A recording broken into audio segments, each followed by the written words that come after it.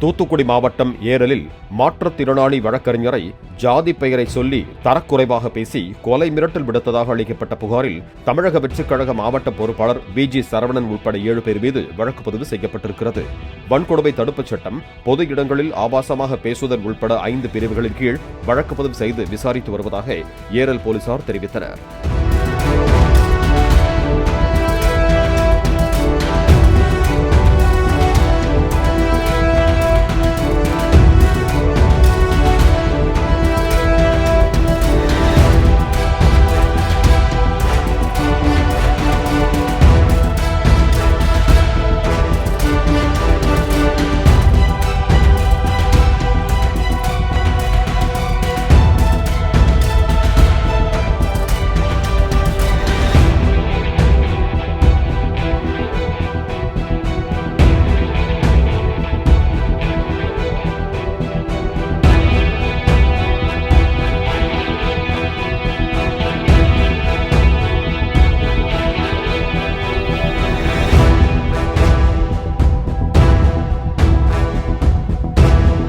Play store மற்றும் app ஸ்டோரில் இருந்து பாலிமர் செயலியை QR கோடு மூலம் பதிவிறக்கம் செய்யுங்கள்.